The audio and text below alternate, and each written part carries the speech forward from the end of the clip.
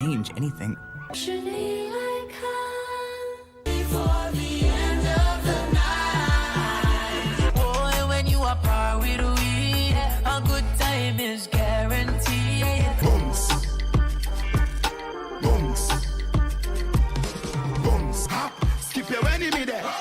From left to right, me know the saga mad there. I could no man with the whole of them are humiliate. Remember, could no man Jamaican bring the rap into the state. Remember, big, car big, house big, big. We no worry.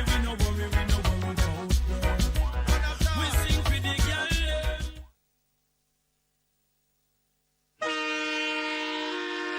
Experience the more convenient future of rail transportation at the Kenya Railways Malaba Transshipment Hub. This innovative hub aims to reduce transport costs, eliminate non-tariff barriers, ensure fast cargo evacuation, and promote environmental sustainability. With a stacking capacity of over 1,000 TEUs and cutting-edge equipment, it offers last-mile connectivity to key destinations. Join us and be an integral part of the regional growth and development. Contact marketing at krc.co.ke for more information and embark on a journey of safe, efficient, and reliable transportation.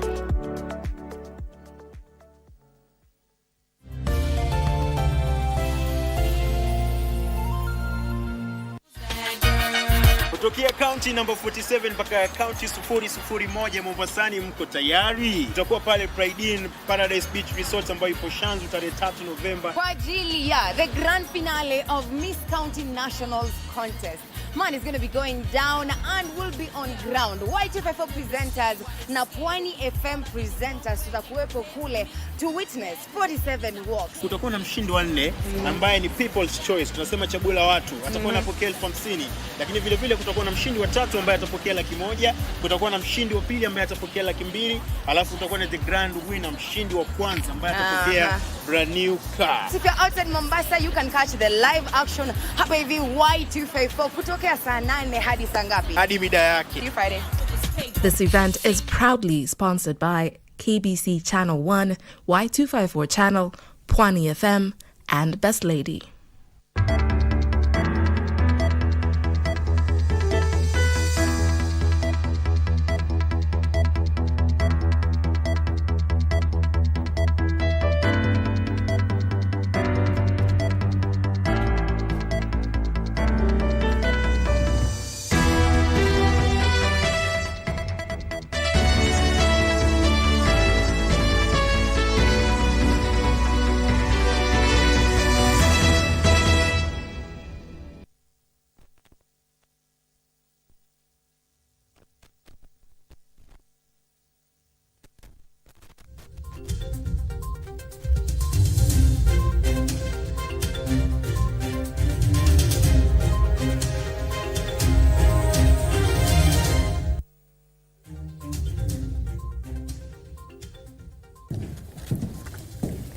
Well, good evening, Kioria. How are you? How are you doing? Yes, the national examinations are over, KCPE, under the 844 system, and also KPSE. Yeah, and this was the last day. That means then we are done with the last cohort of the KCPE students. KPSE is also done, but we still have the Queen and King. Yes. And for those who are waiting for an apology over British atrocities committed over the colonial period, obviously that apology is not coming. Indeed, quite a disappointment. This is a visit that was highly scrutinized, given what the King Charles III had to say some time back in Barbados, and the ripple effect that particular, apology would actually open a can of worms, so to speak, when it comes to matters of reparation. But of course, our eyes have to focus on other issues other than just the apology, because the Kenya-UK relations have lasted for more than 60 years. We'll be having that conversation on what really is in this visit with the Member of Parliament for Shinyalu, as well as Kuru Simon, who is the nominee for CAS in the ICT and digital economy. By the way, the member for Shinyalu is a member of the Defense, Intelligence and Foreign Relations. We'll be having that conversation. But first things first, the highlights.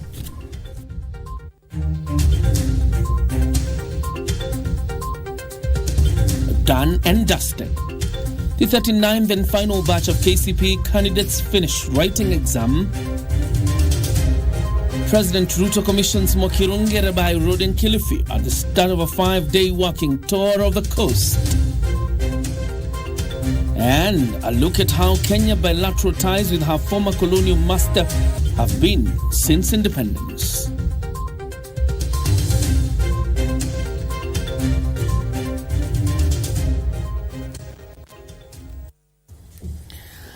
Well, Baron Abuli is a sign language interpreter. My name is John Jacob Kioria. Welcome to the broadcast. And I am Regina. This is Prime Edition. The just concluded Kenya Certificate of Primary Education KCPE and the Kenya Primary Education Assessment KPSEA examination results will be out in December. Basic Education Principal Secretary Dr. Belly Kipsang says that Standard 8 candidates will be prioritized in marking, further pledging that no learner will miss a slot to join secondary school next year. The examination class of 2023 is the last cohort to all the Kenya Certificate of Primary Education as the country fully transitions to the competency-based curriculum from next year. Frederick Parsayo now reports. Friday morning, Kenya Certificate of Primary Education, Kenya Primary Education Assessment candidates sat for their last national examinations papers. As is the norm, center managers would, after the examination, return the examination papers to respective containers. Education Principal Secretary Dr. Belio Kipsang oversaw the final return of papers at Westland Sub-County container. It is here that he termed this year's examination for Kenya Primary Education Assessment KPSEA and the Kenya Certificate of Primary Education KCPE as a major success. We were dealing with slightly more than 2.6 million candidates in the last 3 days, and I would want to thank all of us because to a very large extent I think it's been very successful. Sentiments echoed by the Kenya National Examination Council Chief Executive Officer Dr. David Nyengere. KPSEA and the KCPE with very minimal disruptions. So that goes a long way to show that our primary school teachers have come of age. Kipsang further assured parents whose children sat for this year's KCPE of slots in Form 1 by next year January. Our school calendar has come back to normal. We are opening schools for the continuing students on 8th of January. And within the shortest time, we would want the others to join them in Form 1. Before the end of January, everybody should be in school. Candidates who fail to sit for the examination will also be given a second chance to do the examination. Children who may not have been registered, we have provided them with an opportunity to be able to sit for the examinations. We shall deal with the consequences of that particular way of doing things. But I think the first thing that we needed to do is to give an equal opportunity to our children. This year's national examination for the primary level attracted more than 2.6 million candidates. Parsai Frederick, reporting for Prime Edition. And we are glad that we have not had any reported incidences of cheating. Now, President William Ruto has promised to tackle the perennial land issues bedeviling the coast region. Ruto says the government has set aside 1 billion shillings to buy land from absentee landlords as part of the resettlement plan. He was speaking during the commissioning of the Bamburu Wakirunge Rabai Road in Kiembeni area. He's on a 5-day official visit of the coast region. 4 p.m. and President William Ruto arrived at Kiembeni to commission the Bamburi Mwakirunge Rabai Road. Speaking at the venue, the president noted that the road will stir economic development in the region and his government is committed to ensuring that the road infrastructure across the country is improved. Na barabara zingine zote katika taifa letu la Kenya tunaanza kuzishughulikia kwa sababu tunataka kubadilisha taifa letu, sio kwa maneno lakini kwa maendeleo na miradi ya kupeleka taifa letu la Kenya mbele. The land question, which remains an emotive subject in the region, sparked a conversation which saw leaders from the area, including the Mombasa Governor Abdul Swamad Nasir, request the president to speedily tackle the matter. Swala kubwa linalosumbua watu wa Mombasa County na pwani kwa ujumla ni maswala ya ardhi. Na Your Excellency, hawa watu hakuna mahali wataenda. Na mimi nimesikia ukiahidi ya kwamba mambo ya ardhi utakuja kuangalia. Na sisi kwa sababu rais amesema sasa tutulie ili aweze kutupanga. Sisi tunasema kwa tunachukua jukumu, tunafanya mapping wale walioko pale, tunaangalia njia kuongea na financial institutions, watu wakilipa land rates kidogo wanalipa na ile deni ile ambayo kwamba ya kununua ardhi, watu waweze kuwa na rasilimali yao. The president reiterated that his government is committed to end the land issues with an allocation of 1 billion shillings already made to buy land from absentee landlords. Niliwaambia ndani ya miaka mitano tutapanga hiyo kazi. The first 1 billion shillings tayari imewekwa kwa budget. Tunataka kupanga vile absentee landlords wote tutawalipa pesa ambayo ni mpango ya serikali, alafu ile ardhi tuwagawie wananchi wenyewe waweze kuendesha na maisha yao, wawache kuishi kama maskota. The president directed the Lands Cabinet Secretary Alice Wahome to ensure she settles the land issues brought up in Kisauni. For Prime Edition from Kilifi County, I am Anburu. Nairobi King Charles III has called for a collective and united approach towards mitigating climate change challenges. The king, who continued his tour of duty in Kenya, spoke at the British High Commissioner's residence where he called for partnership in protecting the planet. His visit in the country's capital ends today ahead of his visit to the coastal city of Mombasa. Yusuf Farah with the details of the monarch's busy itinerary on the second day.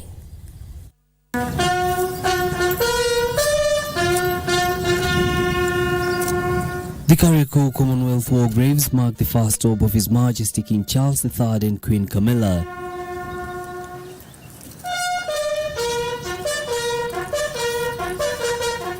Here they paid tribute at the Commonwealth War Graves in honor of those who died serving the Kericho Corps, a regiment whose name and legacy left its mark on the Kericho district of Nairobi after the First World War of 1914 to 1918.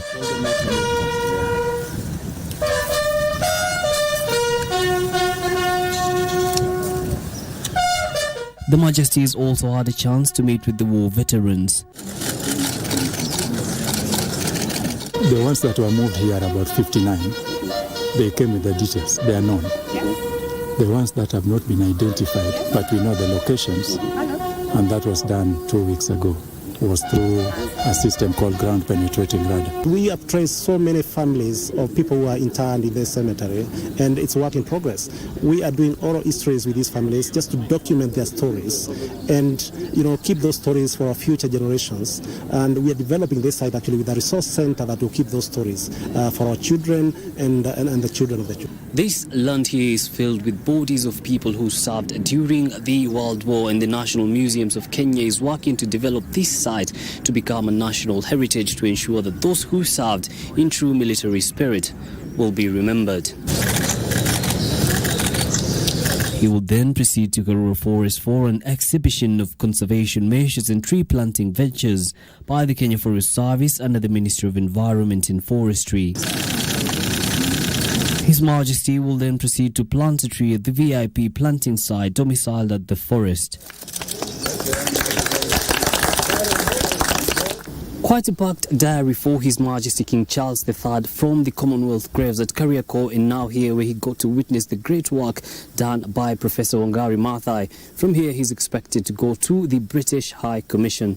At the British High Commissioner's residence, the King will address the need for concerted efforts to tackle climate change. The entrepreneurs, the young entrepreneurs who are doing such remarkable things here, coming up with brilliant ideas, particularly in terms of how to cope with climate change and biodiversity loss, thinking up clever solutions, nature-based and so on. The relationship between Britain and Kenya is now stronger than it has ever been. Day 2 of the state visit marks the end of his time in the capital city, as he and Queen Camilla are expected in Mombasa on Thursday. Yusuf Farah reporting for Prime Edition. Now, the National Dialogue Committee was Wednesday forced to adjourn its sittings prematurely after officials of the State Department of Housing failed to show up. The committee was forced to reschedule the meeting with the Ministry of Housing to Monday next week, where they are expected to shed light on the housing levy as the committee probes the high cost of living. Give us that Maya has the details. The National Dialogue Committee convened Wednesday for its sitting. However, the meeting ended prematurely after officials from the State Department of Housing scheduled to appear before the committee failed to turn up. Kuna wengine ambao leo tulikuwa tuwatarajia, lakini kwa sababu ya hali ya makalenda zao tukaona kwamba tutawasikiliza Jumatatu ijayo. Lakini hatua ambayo tutachukua sisi wenyewe itabainika wazi baada ya kuwasikiliza wote. This prompted the committee to slot them to appear on Monday next week, where officials from National Treasury and Ministry of Energy will also appear as the committee probes the increasing cost of living. On Thursday, the committee will review various issues, including ways to reduce the cost of living. Thursday, we shall now review and consider as a committee all the proposals that will have come to us from all the experts, and thereafter retreat to do the final report. And as His Excellency has said, on or before the 22nd, we expect to give the final report to the principals and also table our report before Parliament, both houses. The committee is expected to begin compiling its report on the 12th of this month. Give us in Manyara, Prime Edition. The government has signed a memorandum of understanding with civil society, setting the stage for the rollout of a public sensitization exercise ahead of the launch of the digital identification card registration exercise. Immigration and Citizen Registration Principal Secretary Julius Bitok says they will pilot the program following the gazettement of regulations to support the rollout. On Wednesday, Immigration Principal Secretary Julius Bitok met civil society organizations as the government seeks to build consensus and collect views from Kenyans ahead of the launch of the third generation digital identification. We are open, there's nothing we are hiding, we are engaging all stakeholders. It is our third meeting with the civil society, and we are saying we are open to have other forums, and we have agreed with them. We are going to have a joint implementation team that is going to go around the country to have many other forums. It is at this event that he signed a memorandum of understanding with civil society organizations. Bitok said they will ensure inclusivity as they modernize the current registration system. The government has gazetted the regulations that will provide the legal framework and legal governance for the rollout of Maisha Number. Similar sentiments were echoed by human rights organizations who committed to work with government in sensitizing Kenyans on the importance of the exercise. Ensure that Kenyans' personal data is protected, that people are able to access the system to get the services that they require, and that no person, no human being, whether they be refugees, foreign nationals or Kenyan citizens, that they are discriminated or excluded by this system. For Prime Edition, I'm Purity Musyoka. All right, it's time for us to take a breather, and then when we come back with more news lined up for you, including that conversation around the UK-Kenya relations. Don't go too far.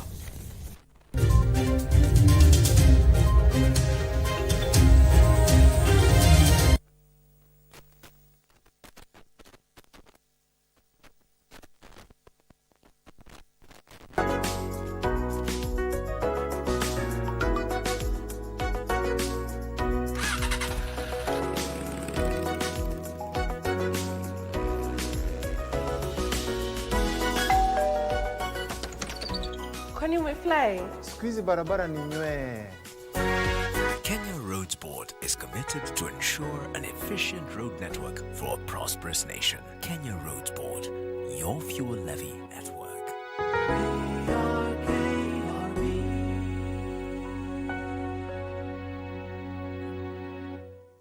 Mchezaji wa Loto Moto. Mungu awabariki sana. Ni wengi wanakushukuru bila hata wewe kufahamu. Niliona Mungu wa ajabu ameshuka. Ni wengi wanaokuaminia. Imejaa, imebaki, yani hamtasa. Ni wengi wanaokuombea ushindi. Hawa ndio niachiwe na mama yao wakati aliwajeka kwa muda. Ni wengi unaowagusa kwa kuwapa afueni na imani ya maisha. Asante na Mungu akubariki pia. Ni wengi unawatembelea. Through hii program ndo tunajua vitu zingine. Na imani yako inawapa amani. Akaaga juu ya kansa. Ushindi wako ni wa wengi. Roma niendanga, Roma. Asante mchezaji wa Loto Moto. Ensure that before any game or before any activity. It's very good and very crucial for the players and the participants to warm up before the activity. That one prepares the body and the muscles for a certain activity, and it's also psychological. How then is the role of a sports physiotherapist for that matter?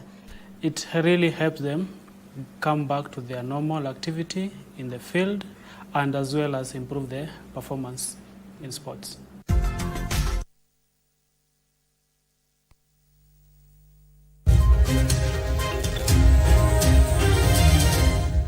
Back here watching Prime Edition. Learning for millions of schoolgirls from needy families across the country continue to be hampered by lack of access to sanitary towels. The girls transiting to adolescents who cannot afford the sanitary pads skip school on specific days of every month. In a bid to stem the problem, KBC, in partnership with Mama Doing Good, an initiative of the First Lady Rachel Ruto, and other partners, have been on the road distributing free sanitary towels across various counties. Our reporter Giveson Minor joined the team in Narok and Taita Taveta counties and filed the following report. Period poverty in Kenya has remained a thorn in the flesh of many women and girls for decades long, worse in the slums and rural areas. Although the government and well-wishers have joined hands to stem it, this stigmatic problem has persisted, unfortunately keeping a good number of girls out of school. In a bid to sustain their learning, Kenya Broadcasting Corporation has been on the front line to at least afford the needy girls a packet of sanitary towels in a program dubbed Inua Elimu, powered by Mama Doing Good, an initiative of the First Lady Mama Rachel Ruto and other partners. This is Nkiloriti Primary School with a population of 156 pupils, 8 being boys and 76 girls. It's located deep in rural Narok County. Here, a sizable number of girls, according to teachers, skip their learning during their menstruation because their parents cannot afford sanitary pads. Kama sisi community ya Wamasai, wazazi wetu wengi hawawezi kununua hizo sanitary, ndio wanafunzi wengi wana drop out of hizo kwa sababu hawana hizo vifaa. All the girls here transitioning to adolescence benefited from the Inua Elimu program, offering free sanitary pads. So, when we look at this on the one closest to the, what's this called? Lifeline Energy, partnering with KBC, also offered solar-powered and wind-up radio sets to selected pupils as a tool for information access. Sisi tumefurahia kupata wageni wa KBC, wametuletea mambo mazuri, radio ambaye watoto watakuwa wanasikiza KBC na watakuwa wanapata mafunzo mazuri. Tena hiyo radio iko na tochi unaweza soma nayo na tena unaweza sikiza no sim. The situation is similar in Kiruk, Emuro Toto, and Nailogilog primary schools, which are many kilometers apart. Serikali inaendaga inakuja but once a year. Na tunapataga mashirika ingine kama ya Bethel naenda inatusaidia mara moja moja. Wakati tumewaita wanakuwa msaada wetu sana. Lakini ile tungetaka kusema ni ya kwamba hata serikali iwe na mpangilio ya marginalized community, kwa sababu hiyo ni ngumu na ni ngumu sana. KBC and partners also took the corporate social responsibility task to void in Taita Taveta. Teachers allude that Taita Taveta is among the counties in the coast region with high prevalence and children missing learning due to lack of sanitary towels caused by poverty. Give us Minor, Prime Edition. Come back again. KBC not only informs but also works with the community. Absolutely. Now, the Ministry of Education wants Parliament to allocate at least 22 billion shillings through the supplementary budget for secondary schools capitation. Cabinet Secretary Ezekiel Mashogo and Principal Secretary Bello Kipsang engaged the National Assembly Education Committee on how to cushion parents from digging deeper into their pockets to pay school fees next year. If the deficit is not addressed, capitation for secondary schools will drop from 22,000 to 16,000 per student. The leadership of the Ministry of Education appeared before the National Assembly Education Committee to justify its request for an additional 22 billion shillings for secondary school capitation. Whatever discussion that we shall have without dealing with the funding cap will continue to persist. And the problem of underfunding is a solution that can only be found in this room today. According to the ministry, failure to avail the funds will reduce the capitation, meaning parents may be forced to pay an extra 6,000 shillings to meet the school fee deficit. We have 4 million students in our secondary schools today. So what we require is 88 billion shillings. This year we have received 65 billion shillings. So there is a problem that must be sorted out. MPs queried the data the ministry was using to allocate capitation and its capacity to monitor the utilization of the funds. Do you have a monitoring and evaluation department that checks for you what you're doing on the ground? And in fact, the sub-county directors tell us they don't have money. So if you retain 30 shillings and you send to the sub-county director, these 40 shillings, can you give us a narration on how it reaches the child? The Ministry of Education was also put on the spot over delays in releasing funds to junior secondary schools, as well as operationalization of the digital literacy program. The National Assembly is set to discuss and consider the supplementary budget when it resumes next week. Geshoki Washira, Prime Edition. When students... Okay, go ahead. Just speaking from that particular situation when it comes to capitation, at a time when we're having conversations about how government is working to lower the cost of living, this is something that really needs to be addressed Absolutely. for ones join school. The allocation is quite important to save parents from digging deeper into their pockets. We move this forward.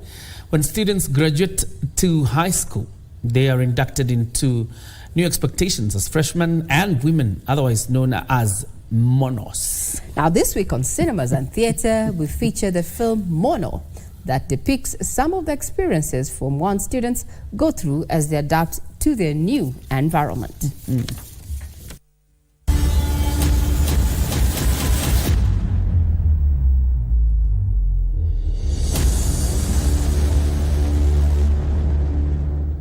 The film Mono by Cheese Pictures follows young Oliver Samaja, who arrives at the prestigious Francis Maurice Morton Mission High School from Momo to join Form 1. You stays at home. Partido Undamente Excelencia. Oliver's father is an old boy of the school and believes, along with other parents, that this is the right school to turn their boys into men. The new students soon discover, as expected, that they will not easily find respect or acceptance. Believe in corporal punishment. The students find teachers who genuinely care for the boys, but as time goes by, the rot in the school is found to trickle down.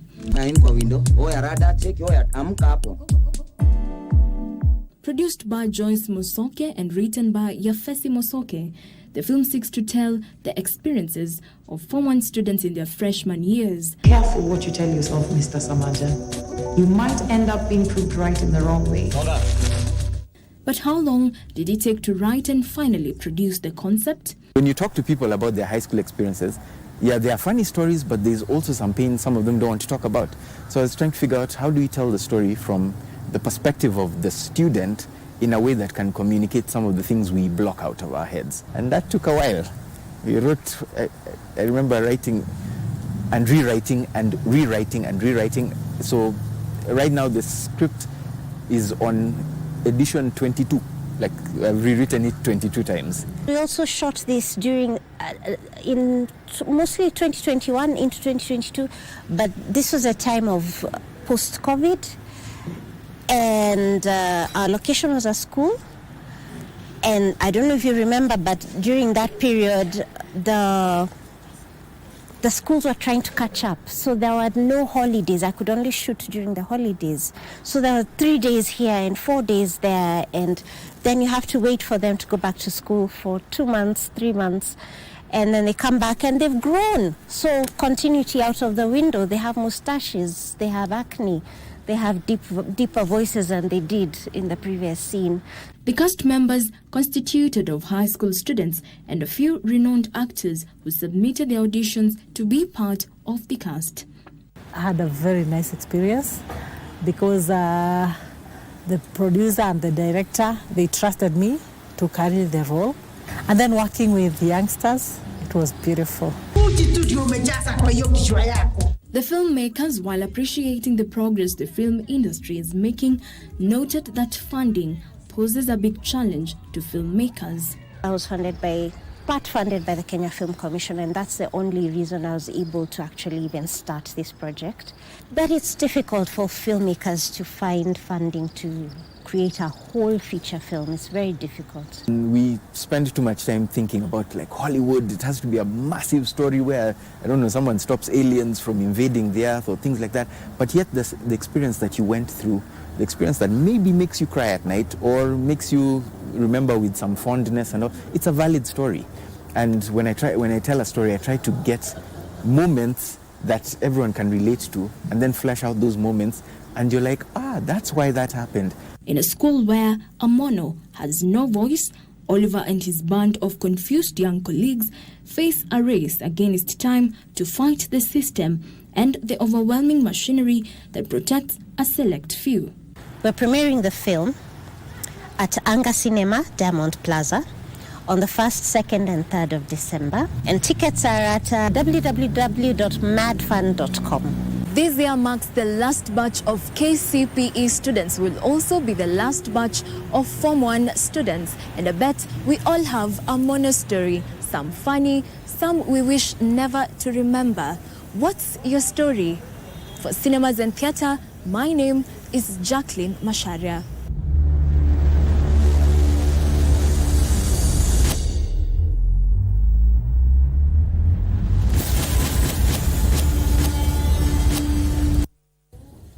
Well, true, we all have our unique mono or Form 1 stories. Now we delve into business where rising operational costs have forced Kenya Railways Corporation to increase fares on the standard gauge line. Under the new rates that come into force on the 1st of January 2024, fares along the line are set to go up by 50%. Travelers between Nairobi and Mombasa on economy will pay 1,500 shillings from the current 1,000 shillings one way, while those on first class will pay 4,500 shillings, up from the current 3,000 shillings. The prices of fuel have gone up by almost 30% in the last year. A litre of diesel has jumped from 162 shillings to the current 202 shillings. This has affected the cost of transport and production, since diesel is a major cost factor. This has seen manufacturers increase the price of their goods, while transporters have been forced to raise their fees. In a public readout, Kenya Railways says the increase is informed by changes in the energy and petroleum sector, where prices of fuel have significantly increased, thus increasing the cost of operations. Kenya Railways Corporation says the new rates will come into force in the next 2 months. Under the new rates, a passenger traveling between Nairobi and Mombasa will now pay 1,500 shillings one way, effective from January 1st, 2024, up from the current 1,000 shillings. Kenya Railways Corporation says tickets purchased before then will, however, not be affected. For those who wish to travel with first class, they will have to pay 4,500 shillings, up from the current 3,000 shillings one way. Edna Murungi, reporting for Prime Edition. Well, now you know. Now the government plans to undertake a countrywide sensitization exercise targeting micro, small and medium-sized enterprises on how to access 1.3 trillion shillings revolving fund launched by the East African Community Corporate. Now, according to the Cooperatives and MSMEs Cabinet Secretary Simon Chelugui, says the fund is relatively unknown among most Kenyan MSMEs, despite its ability to complement affordable credit being offered by government and private sector agencies. The East African Community Secretariat launched a 1.3 trillion shillings revolving fund targeting micro, small and medium-sized enterprises in efforts to unlock capital for small businesses. The program, which is a partnership with development partners, was also meant to offer capacity building to traders within the region. However, its uptake remains low. What has not happened is sensitization, information, and awareness. So, again, as a ministry, we have engaged, we began to unlock and to open up this fund. The state is looking to revive talks about the fund, which will significantly benefit small businesses in Kenya. We began engagement last week. We have engagements with Kenya Association of Manufacturers, who also sit in the board of MSME, to also contribute and support in sensitization of our members, MSME members, of this existing facility. Chelugui was speaking at the official launch of the National Organizing Committee for the 23rd EAC MSMEs Trade Fair to be held in Bujumbura, Burundi next month.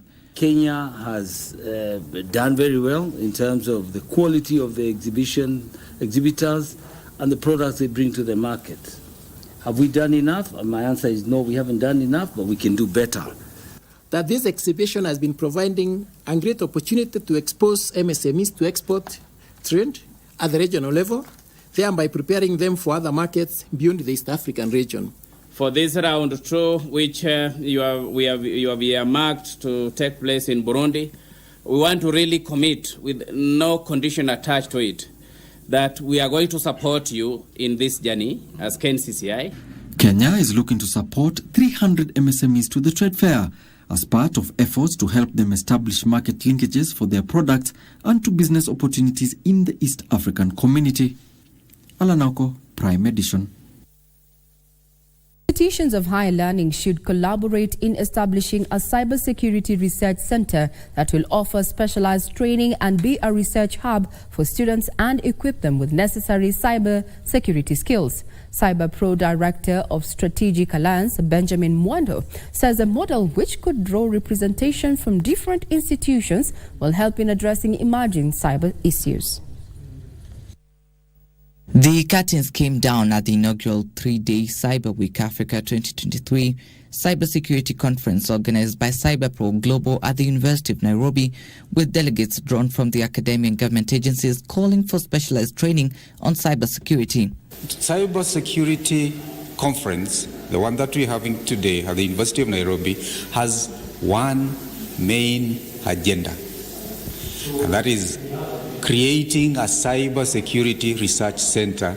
Mwendo says collaboration is needed in securing the digital space, structured in a way that the framework is managed well by government, because eventually the government will have a cybersecurity directorate which will manage cybersecurity research centers. Dr. Miriti says there is need for sensitization and machine learning tools by financial institutions to counter the 12% credit card transactions that are susceptible to fraudulent activities. If you use machine learning, which we are proposing, then you significantly reduce, or you are able to detect transactions which are likely to be fraudulent by a very high margin, which means the cases you are going to be dealing with are very few.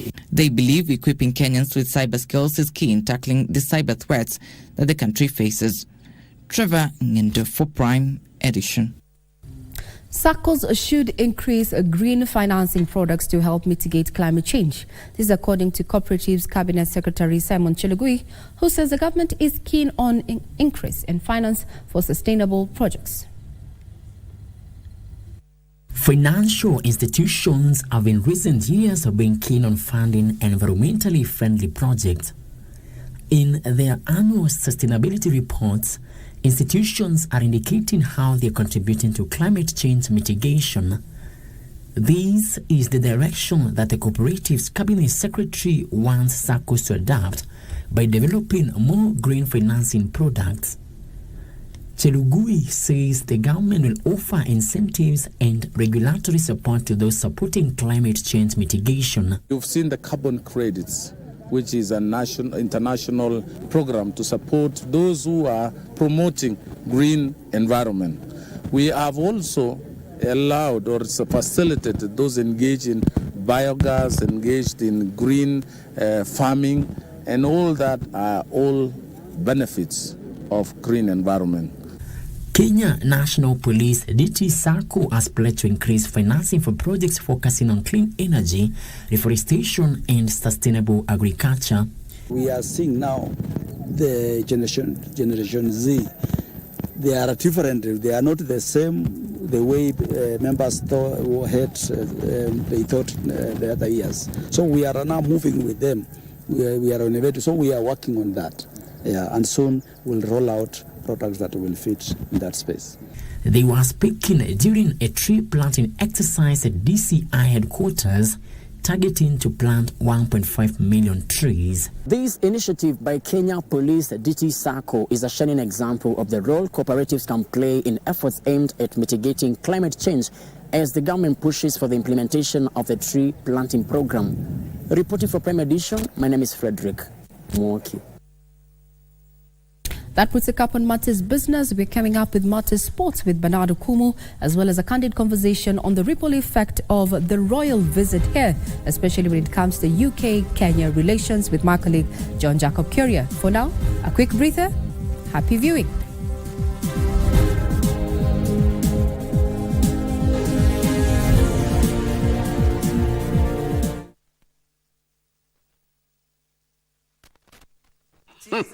Tuache kudanganyana. Hapa mali safi, mali mbichi, kijani kibichi. Tuko Lucky Game, tunashibishana. Dial *570 hash. Chagua sanduku ya Lucky Game. Utapata sanduku 7 zinakungoja mahali pale. Chagua yako.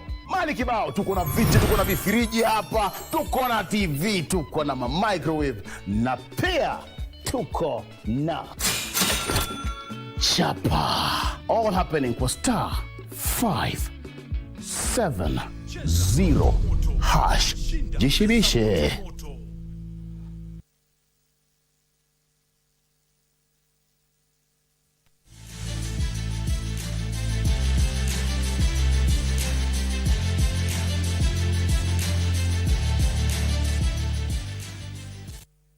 And yes, indeed, a very good evening and welcome to Channel 1 Sports. I'm Bernard Okumu. Let's begin with hockey, where the national women's hockey team will face Nigeria on Thursday in the semi-final of the ongoing 2024 Africa Paris Olympic qualifiers in Pretoria, South Africa. Now, the Kenyan side wrapped up the preliminary group stage with an unbeaten record after seeing off Namibia 1-0 in their final Group B match. A lone goal in the 53rd minute from Grace Bwire ensured the East Africans finished the group stage unbeaten. The women's side booked a spot in the last 4 of the competition after seeing off Ghana 3-2 in a 5-goal thriller on Monday. The winners will be joining France, Australia, Netherlands, India and China, who have already sealed their places at the 2024 Paris Olympic Games. Here's a chance, good shot and saved. In a little deflection, keeper's calm, out of the post.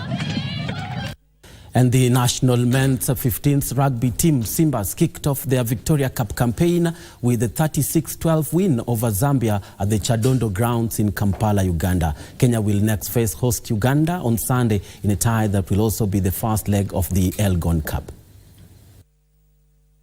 Ibrahim Odiwara opened the scoring for Kenya with Kabra Sugar RFC's John Kobo converting. A dry day, but the pitch is a bit muddy and slippery, so possibly not quite. Joy Lizunga scored Kenya's second try of the game, which was also converted by Kubo. Is now in the custody of John Kubu, who attempts a very dubious kick to the corner. It is gathered very well by the Kenyans, Joel Nzuga. Paul Mutasmi stretched Simba's lead in the 21st minute. The Zambians responded in the second half with another penalty goal. John Kubu scored Simba's 4th try in the 49th minute, but failed to convert. Zambia added another penalty in the 58th minute before Teddy Akala and Captain John Nyambua's touchdown for Kenya. Kenya will next face host Uganda on Sunday in what will also be the first leg of the Elgon Cup. For Prime Edition, I'm Sila Onyango.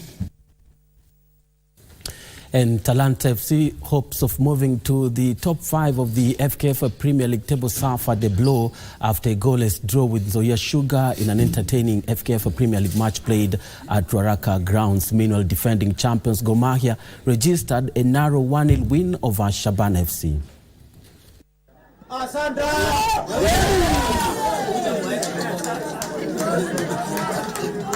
Talanta FC took charge of the game from the onset, making the intentions of bagging 3 points clear, but Nzoia defenders made no mistakes, forcing a goalless halftime draw.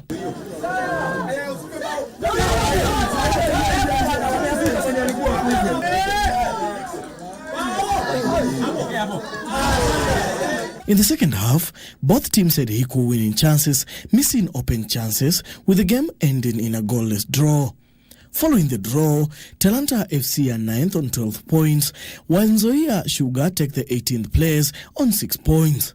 In other matches, Gor Mahia registered a 1-0 win over Shabana FC, Bandari FC beat Police FC 3-2, FC Leopards and Kariobangi Sharks played to a goalless draw as Ulinzi Stars secured a 1-0 victory over Tusker FC. And Kenya Ports Authority women's basketball team maintained the unbeaten run at the ongoing Zone 5 Africa Women Basketball League qualifiers with a comfortable 70-49 win over South Sudan's 9 Legends in Kigali, Rwanda. Now the Anthony Ojuku Chargers won the first quarter 17-7 before losing the second quarter 15-13 to send the match into the breather. The Dockers leading 30-22. KPA bagged the third and fourth quarters 22-14 and 18-13 respectively to register a comfortable 70-49 victory. Now the win sees the Kenyan champions top their pool ahead of the semi-finals of the regional showpiece. Last year, KPA lost their FIBA Zone 5 title to Alexandria of Egypt in Tanzania. Alexandria are not defending their title this year.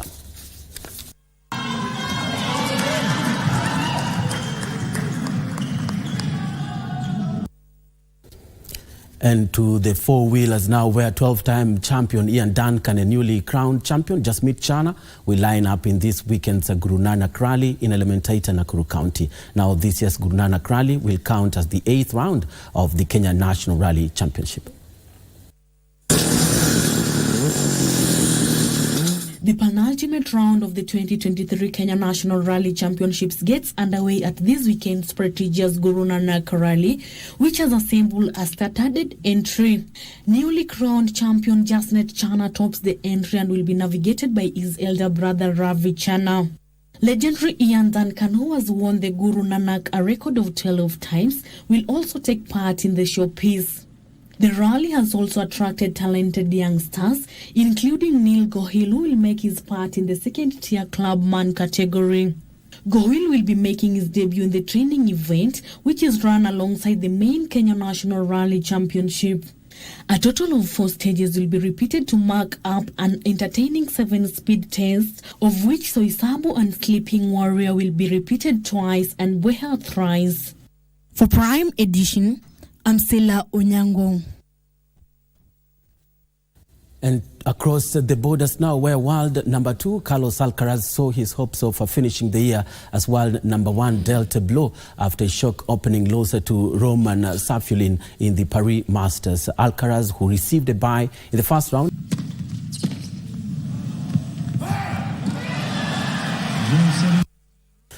Well, and on that note, that's how we end Prime Edition Sports at this hour. Thank you so much for watching. But remember that John Jacob Kioria is standing by on the other side with a discussion on the UK-Kenya relations. I'm Bernardo Kumo. Thank you so much for watching.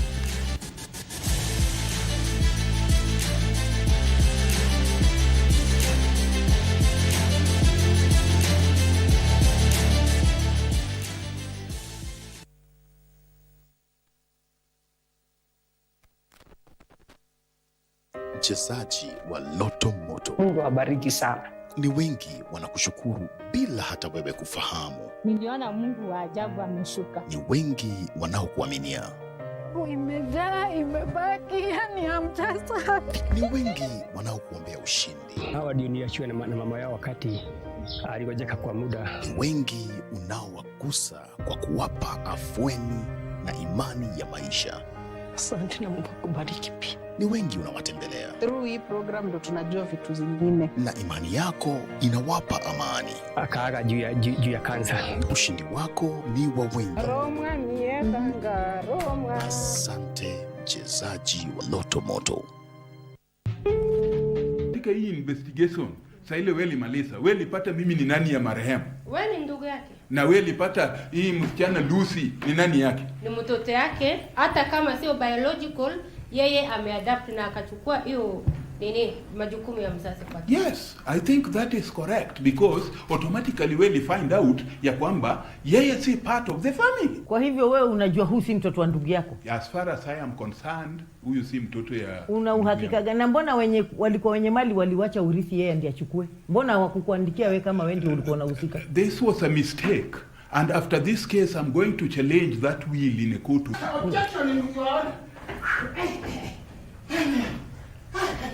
I'm so sorry. Sasa huyu naye ni nani? I'm very late. Wewe ni nani? I'm a lawyer. Lawyer wa nani? Professional mheshimiwa. Lawyer wa nani? Wa makofia mheshimiwa. So, can we go to Camp 63? Who are you representing? Wewe.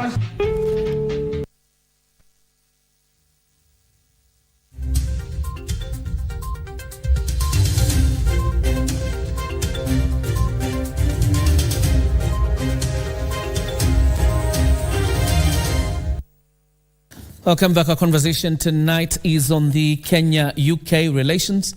My panel is fully constituted, but before I introduce them, let's just see one story that will set the pace for our conversation tonight. In the period between 1952 and 1960 marked the height of real conflict between Kenyans and their British colonial master. Within this time, Kenya was under a state of emergency imposed by the British colonial government in order to launch a counter-insurgency campaign against the Mau Mau fighters who are unleashing attacks on the white settlers from the Aberdare and Mount Kenya forest.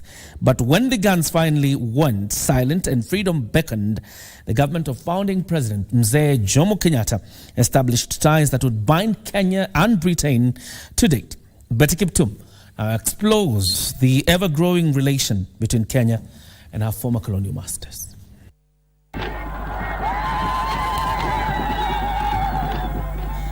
In August 1963, Prime Minister Jomo Kenyatta met with 300 white farmers in Nakuru. He reassured them that they would be safe and welcome in the independent Kenya, and more broadly talked of forgiving and forgetting the conflicts of the past. And this is the government policy. We believe that the Kenya is large enough. Kenya potentiality is great. And all of us, and I'm not telling you this because I'm in your meeting, I'm telling you what I believe and what my government believes. That white, brown, black can work together harmoniously in this country and make this country great. Fast forward to 60 years later, and the two countries have lived to the spirit and mood anchored in the reassurance delivered by Jomo Kenyatta to the white settlers. In 2020, the two countries announced a new strategic partnership.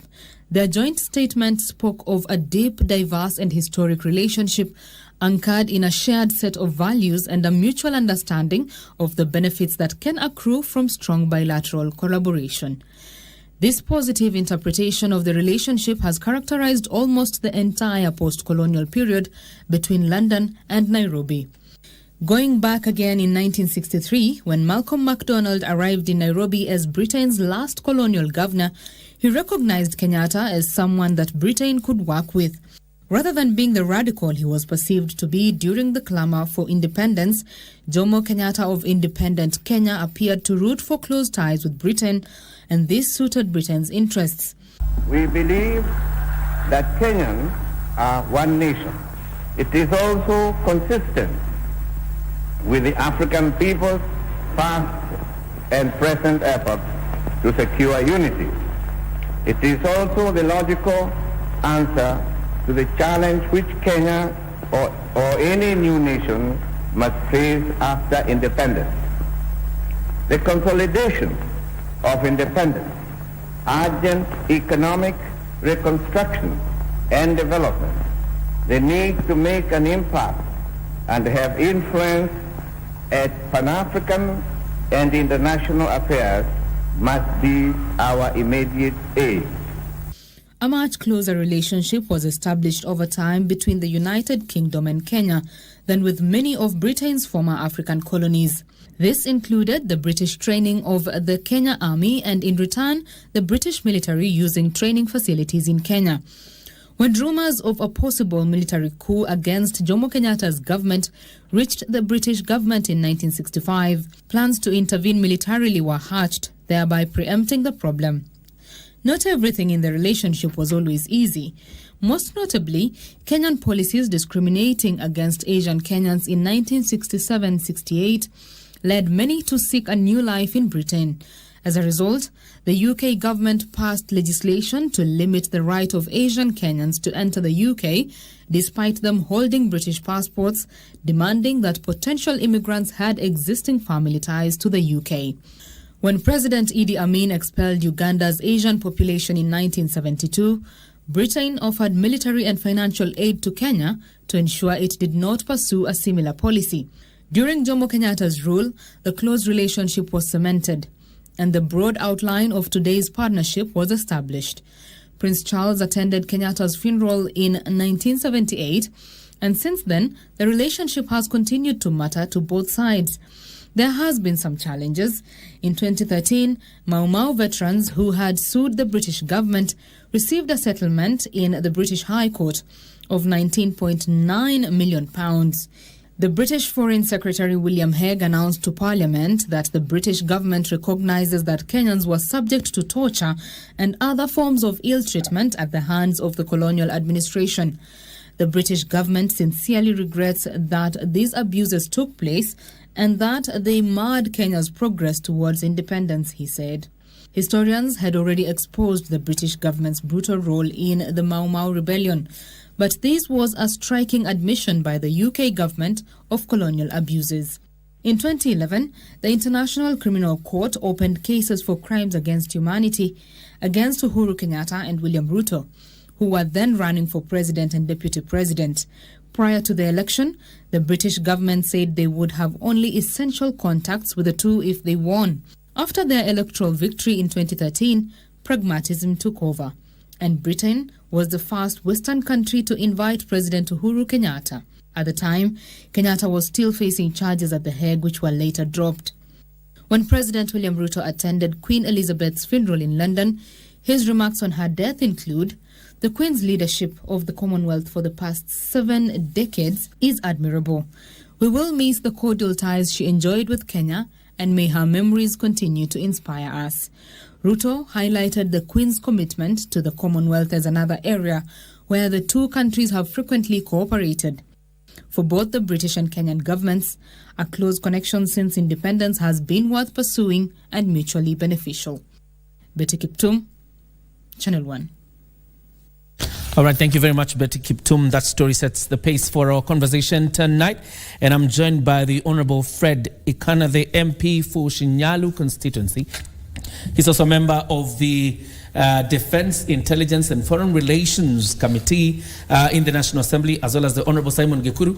He's a CAS nominee for ICT and Digital Economy. Both of you gentlemen are very much welcome to the show. Mashujaa, to start us off, the state banquet yesterday, there was an expectation and there was a demand by members of the public, particularly the Mau Mau veterans and people who suffered atrocities by the British colonial rule, for an apology. What we got was a regret. I don't know, what, as a member of the Defense, Intelligence and Foreign Relations Committee, what you read about that and whether it met your expectation. Okay, thank you. Thank you so much. Many thanks for the invitation to come and share some ideas and information with Kenyans. I really want to appreciate. Karibu. Yeah, yesterday banquet at status, of course, a lot of Kenyans were watching with a lot of expectations on what exactly will come out of it. I was one of those that participated in the event. And just like many Kenyans, of course, I had a lot of expectations on what to expect from the King's visit.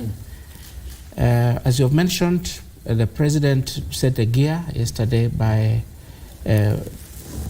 actually demanding for reparations for the atrocities that were committed against Kenyans, both during the struggle for independence and even those that were misused, I'll use the word misused, during the world wars.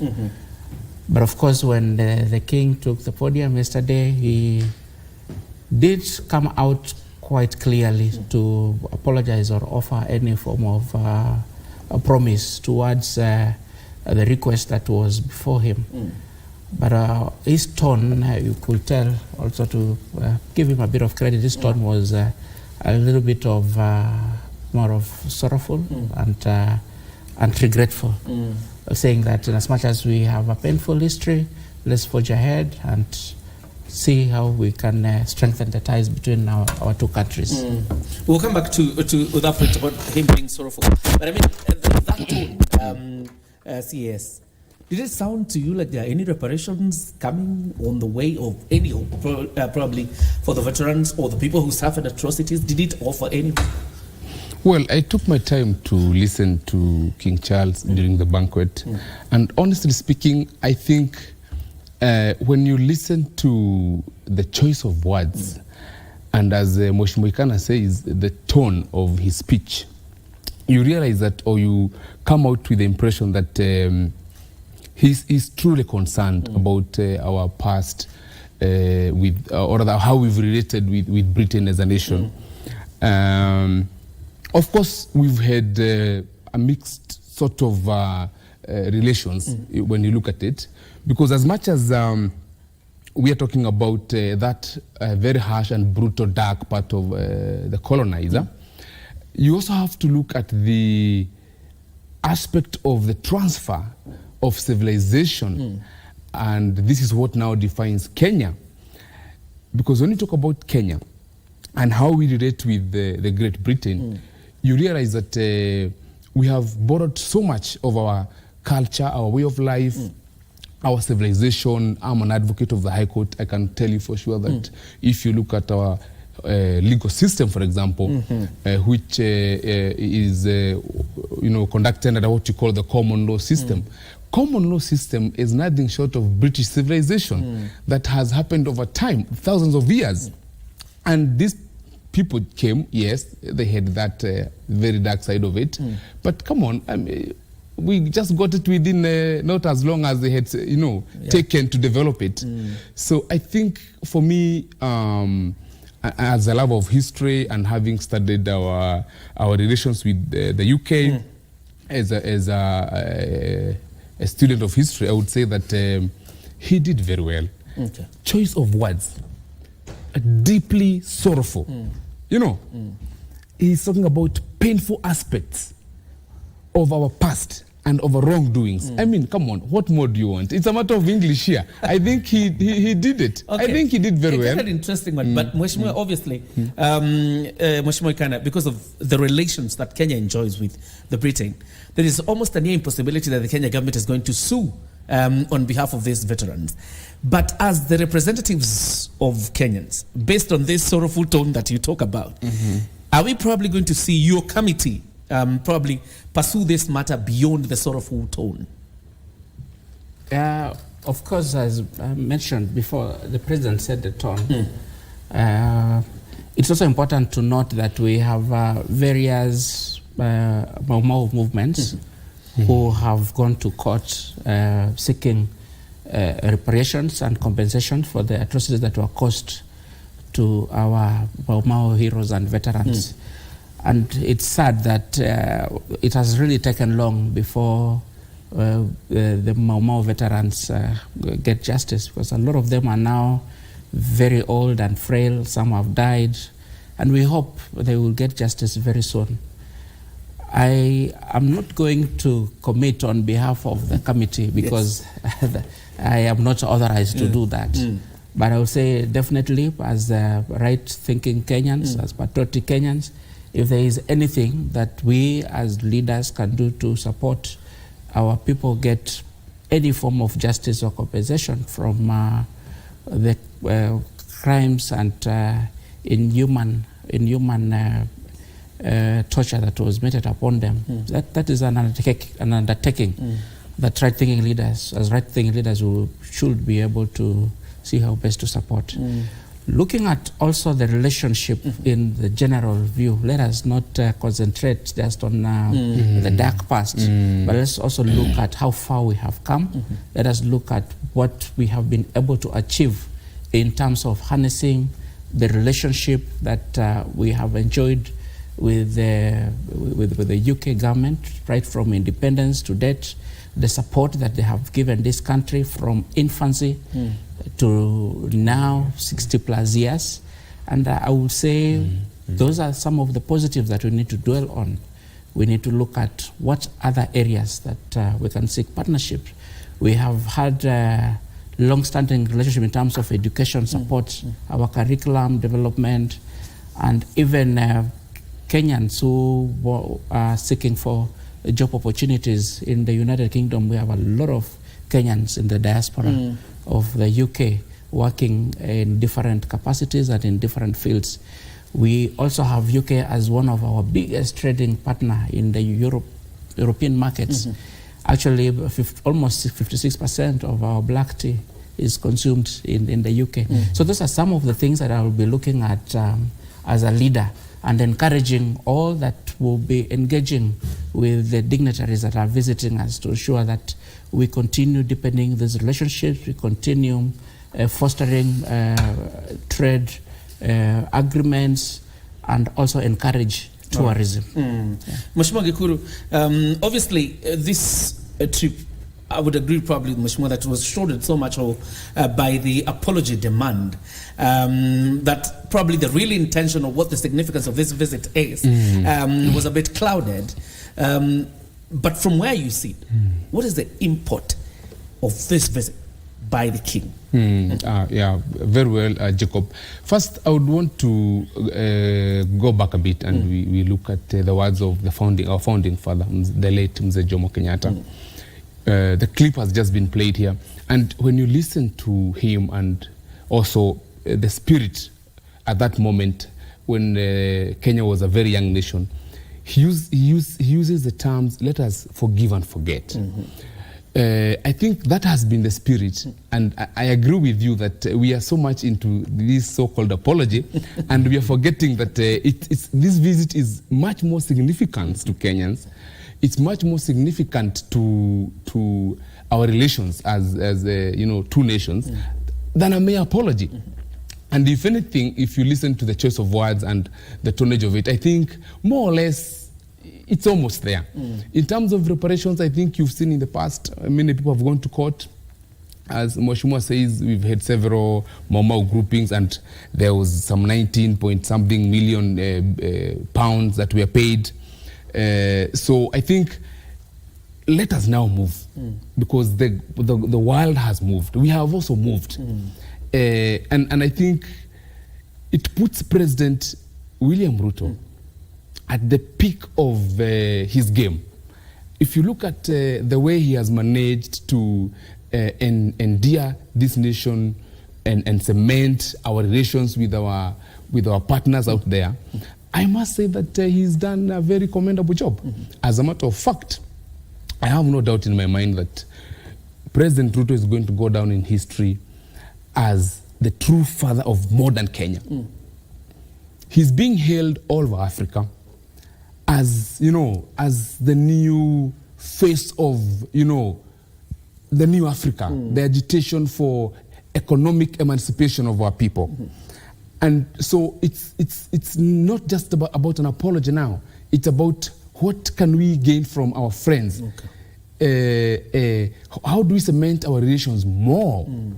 So that then when he was campaigning, when he tells people it's about bringing money into your pocket and it's about the hustler nation and that common mwananchi down there, how do we then talk to our partners to make sure that that campaign promise is achieved? And I think for me, that should be the focus. As he says, if you look at statistics, the UK is actually the largest European nation that has invested in Kenya. It's the largest European investor in Kenya. and the single most, or rather the largest trading partner as well, in terms of investment and in terms of trade. So I think that is where the discussion and the debate should be around. How many Kenyans, young people will get employment opportunities? What trade opportunities are there for farmers and for crop products and all that? I think that is what His Excellency William Ruto is looking at. Of course, it has a lot of symbolism given our history, but I think of importance is how is Kenya as a nation going to benefit and its people. What we stand to gain. Mheshimiwa, in your sitting in that committee, because at some point it appeared like Nairobi's position in the diplomatic circles appeared to be waning before. The coming of several heads of state that have come in the tenure of President William Ruto, and now the King, do you think it restores Nairobi's position as a center of diplomacy? Definitely. Nairobi is a very important center of diplomacy, not just in the region, but the whole of Africa. I will agree with you that the President, William Ruto, has really done a lot in terms of placing Kenya on the global map, in terms of diplomacy, in terms of negotiating for agreements, and opening up our space both for investments and even tourism. The number of heads of state that have visited this country over the last 1 year since President William Ruto was sworn in is very, very high. Every other month, you will see a new head of state coming to Kenya, or a head of a mission coming to discuss important matters, not just affecting our region, but the entire world. And actually it brings me to the point where I would like to request some of the people who are grumbling about our president's foreign trips and visits.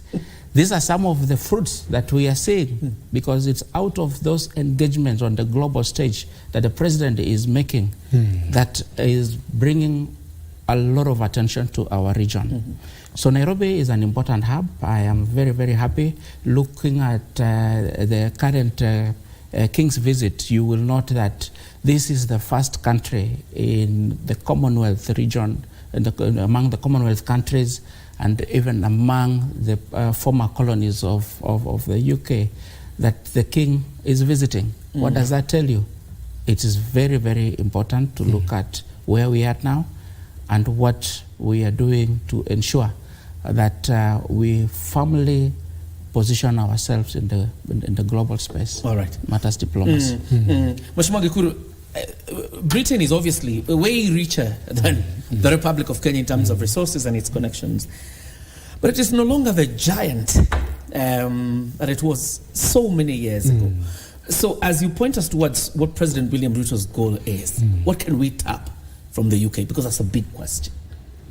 Oh yeah, I mean, a good question there. If you look at the King himself as a person and his interests, and the choice of Kenya as a country to visit, as Ikana says, the first within the Commonwealth and the first outside Europe, that tells you that we are in a very strategic position as a nation. First and foremost, within the region as the gateway to the Great Lakes, and of course as the economic hub for the East African region. The King I've seen that he has a lot of interest in marine conservation. Yes. He has a lot of interest in youth empowerment. He has a lot of interest in organic farming. As a matter of fact, I think he's one of the largest organic farmers in the UK.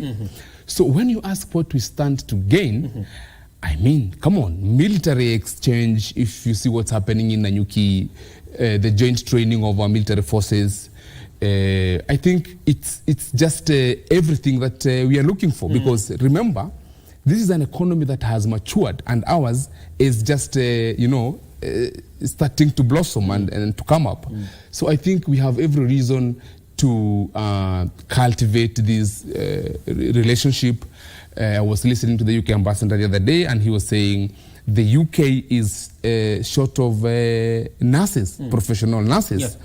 We have so many of our young people here who could go there and offer those services. And as a matter of fact, I want to believe that he already extended that invitation. So I think it's everything that we are looking for, from a trade, from a market for crops, coming all the way to even education and scholarship opportunities, to sophisticated stuff like climate change and military exchanges. I think it's what we are looking for. It's a relationship that we must really cultivate. Yes. I'll probably to double back to Mheshimiwa to also get your perspective as regards what Kenya stands to gain out of now its relationship or the renewed relationship now that the king is here. Oh, thank you. First and foremost, I wanted to be known that on the request of our president, who has been very, very keen in enabling our diaspora networks work and prosper, the king actually had an engagement with the Kenyans living in the UK diaspora before coming to this country. So that is one area that I am very, very hopeful that we are going to benefit from, empowering and enhancing our diaspora networks in the UK. And number two, trade and trade linkages. I am very hopeful that this visit of the king will enable us harness our international markets, especially our export market to the UK, and encourage most of our farmers, especially the fresh produce farmers and our tea farmers, to even get more value and derive more value from their exports. Then number three, of also most significance, is the tourism sector. The king himself, as we speak, he is in our coast region. I'm sure he is suppling what this country has to offer. And even in his own speech yesterday, he made a confession that one of the items that really stood in his late mother's diary was his visit to Kenya in 1952. That she says that she couldn't stop thinking about the beautiful landscapes of this country and what this country has to offer in terms of nature and beauty.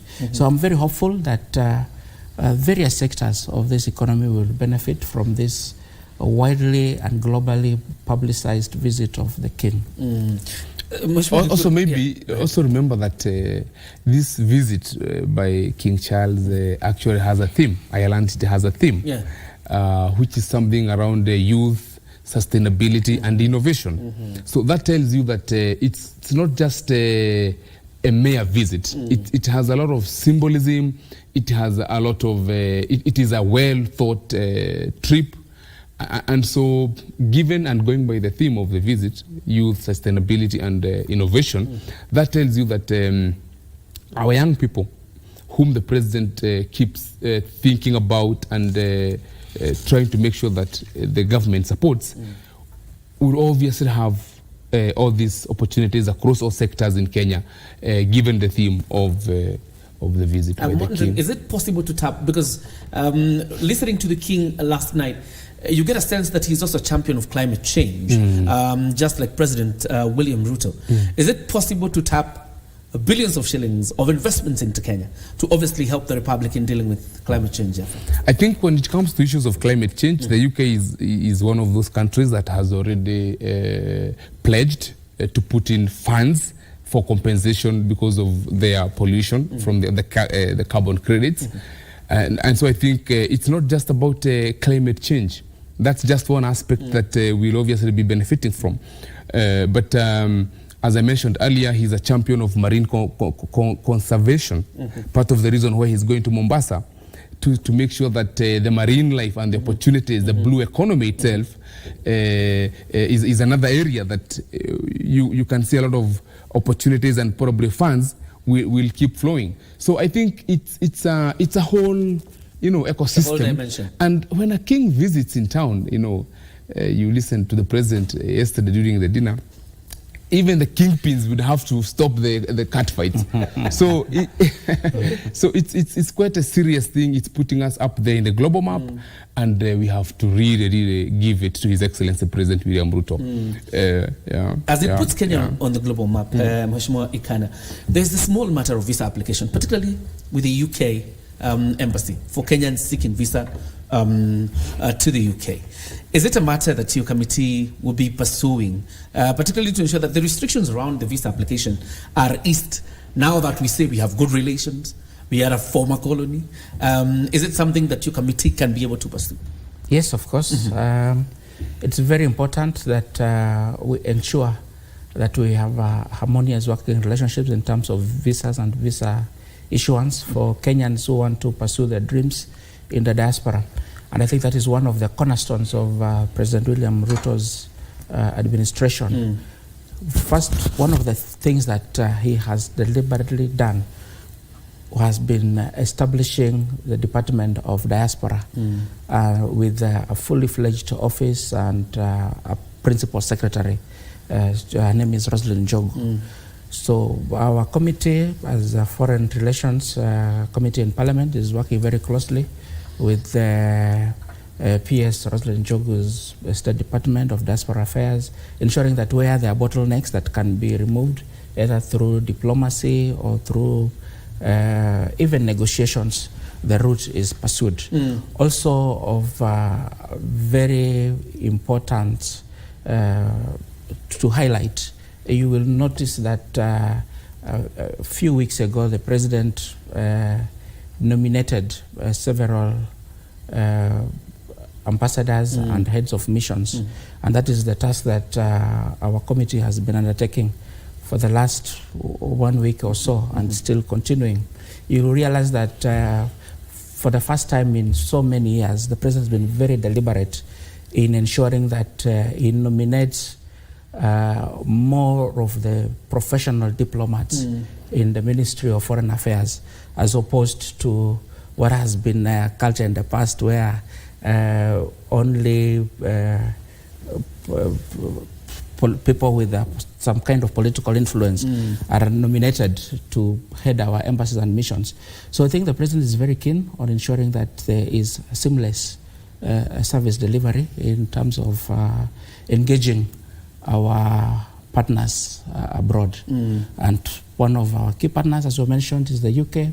I'm hopeful that we will have a harmonious relationship in visa issuance, not just the UK, but even the US, the Canada, and whatever, so that Kenyans can travel abroad and seek greener pastures and bring back investments in this country. Thank you. Unfortunately, you have to wind up. Mheshimiwa Gikuru, 1 minute for your closing remarks before we wind up, as well as 1 minute for Mheshimiwa Ikana. While we really thank President William Ruto and also commend him for a job well done, I also want to commend His Excellency Dr. Musalia Mudavadi, who is the PCS and the Minister for Foreign Affairs, because we've seen him feature prominently, quite prominently during this visit. And he has also made Kenyans very proud. You can see the way he received the King. I think he must be his escort of honor, and the way he is by his side. So I think the Kenya Kwanza administration is moving towards the right direction in terms of what we promised Kenyans and what we are delivering. So I think let's give it to the President and his Minister for Foreign Affairs for this very, very, very successful, historic and very symbolic visit by King Charles and Queen Camilla of the Great Britain. As I wind up, allow me to wish success to all the candidates who are sitting their examinations across the nation. We wish them well, and the Kenya Kwanza government is looking forward to support all young people. As a matter of fact, our vision as a coalition is to create digital citizens. So we want to encourage young people to take up, to work harder, pass the examinations, join the workforce, and the government is there to support them. Thank you very much. Mheshimiwa Ikana, your 1 minute. Thank you so much. I also want to really congratulate the President and the Prime Cabinet Secretary, who is also the Minister in charge of our foreign relations, for placing this country out there as a very important partner in global affairs. I also want to take this opportunity to wish the King, His Majesty the King, and Her Majesty the Queen a very wonderful stay in Kenya. When they go back to the UK, I'm hopeful that they will be our greatest ambassadors in advocating for even stronger relationships and ties with this country. Right. And finally, I want to wish all my candidates in my constituency, Shinyalu constituency, Kakamega County, the very best in their examinations. I'm not just to say the Shinyalu candidates alone. I want to extend the same best of luck wishes to all candidates in the Republic of Kenya. Please sit for the examinations and observe all the rules and regulations and keep the discipline. Right. God will lead you through. Thank you. Thank you very much, Freddy Kala, the Honorable Member of Parliament for Shinyalu, and Simon Gekuru, the nominee ICT and Digital Economy for the position of CES. Thank you very much, for your insight as regards the King's visit. I'm sure there are those who were asking questions yesterday as we were on air. Where is the Deputy President, Riggy? He landed this morning. By the way, he has held a cabinet subcommittee this morning. That means then the questions you are asking are well answered. Thank you very much, both of you gentlemen. Thank you, for joining us. So we put a cap on Prime Edition. Thank you very much for joining us. God bless. Thank you. More yours.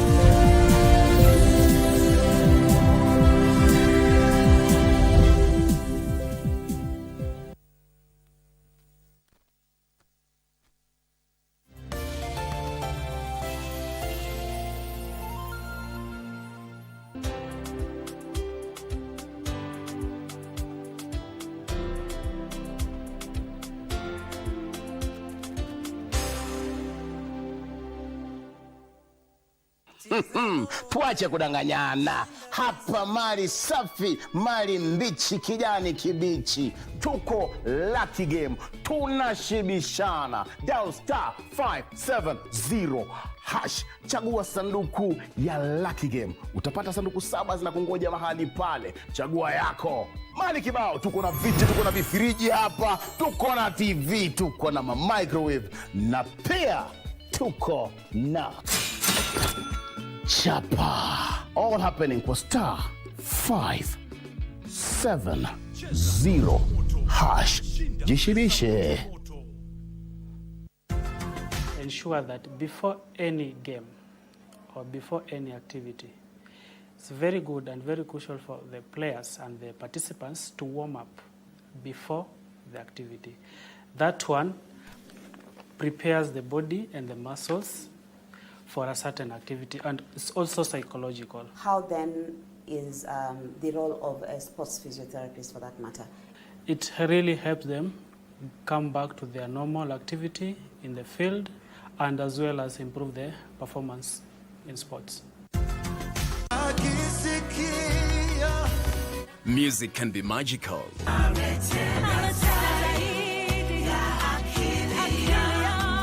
It's the soul for life and gives immense peace to us. It has a powerful therapeutic effect on the human psyche.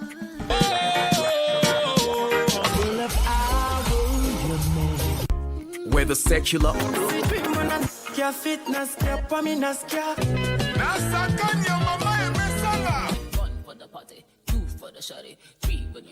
or gospel,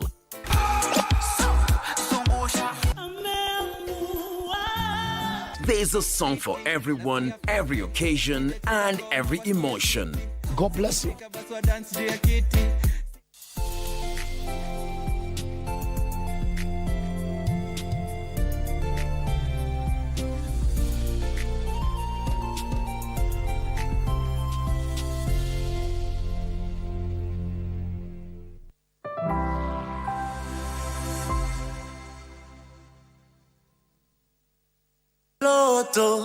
Shinda pesa moto. Yes! Ikiwa juu chini na pembe zote za na this room niko surrounded na mautamu na zinashindaniwa, iwe ni hii kijani kibichi ni tamu na zote ni mbichi. My beautiful hearted guys pale manyumbani, karibu katika show yako ya kipekee ambayo inakupatia fursa ya kujishindia up to 2 million Kenyan shillings kwa namna rahisi. I'm just a host, Paddy Wubon. Jina la show ni Loto Moto. Unangoja nini? *570#. Yes, kama kawaida, yours truly, the lucky box. Ashafika mahali hapa na ako na zawadi na pia niko na contestants. Na I have also very amazing people mahali hapa. Majina nani? Naitwa Jane Wamai. Jane Wamai. Kutoka upande wa Nyeri. Kutoka upande wa Nyeri. Yeah. Now Jane, we came all the way mpaka kwa shule ya mtoto wako. Ndio. Tukafika mahali pale. Yeah. We met the principal. Sure. Tukampatia story yako ndio tujue kama ni ukweli na tukadhibitisha kwamba ni ukweli. Lakini the story yenye principal alitupatia. Then hapo ndio tukapatana na mwingine. Si ndio? Dalangu. Yes. Hebu julisha wa Kenya jina nani? My name is Irene Mwangi. Irene Mwangi. Yes. I am here because Roto has changed a lot of lives. I'm looking forward to it. My issue is school fees for my daughter who is in Form 4. I thank Roto for they have come in at the right time. School fees imefika shilingi ngapi? 125,000. Now this is the thing. Yes. Niko na contestants hapa. Yes. Hawa ndio wanatufanya tufike mahali hapa. Dadangu, jina nani? Jane Chege. Jane Chege. Yeah. Kutoka maeneo gani? From Kajiado County. Kajiado County. Shughuli ni gani? Shughuli ni kuchoma nyama, kuzia watu nyama. Hapa ndani nataka uweze kujisukuma zaidi, okay? Okay? Yeah. Ndugu yangu, ndio. Majina nani? Majina naitwa Peter Njoroge. Petero? Ndio. Njoroge? Ndio. Nikikuita mara 3 usinikane. Unatoka maeneo gani? Nimetoka maeneo ya Kikuyu. Shughuli ni gani? Ukulima tu. Unalima nini na nini na nini? Ufugaji wa kuku. Umekujia nini hapa? Nimekujia 100k itakuwa sawa. Namba 3. Majina tunajua. Namba 3 unaitwa Irene. Irene, kuja hapa. Thank you. Irene, yes. Unataka nini hapa? 100k. Nice. The school fees na 100k, ndio? Yes. Because of you. Kwa sababu ya Irene, naweka 100,000 shillings hapa. Na ndizo hizi. On top of it, naweka 25,000 shillings on top of my 100,000 shillings. Ziko hapa. Dadangu, yes. Nisikuwe nasema mengi, nisaidie. Nisaidie, watazamaji wajione. Hey. 120,000 shillings, 25,000 shillings, mulika. Jane. Yes. Nani unataka akuwe wa kwanza kuingia kwa sanduku? The only gentleman we have, eh? Wanasemanga ladies first. Normally nafungulianga the ladies, lakini leo simama hapo. Now Petero. Ndio. Umeshika shilingi 1,125. Umeshika 1,100? Ikiwa imeshikana bado. Shilingi yako ndio hiyo 1,100. Ongeza 25 hapo. Nataka nikupatie fursa kwenda kuzichukua. Na inaanza in 3, 2. Sir.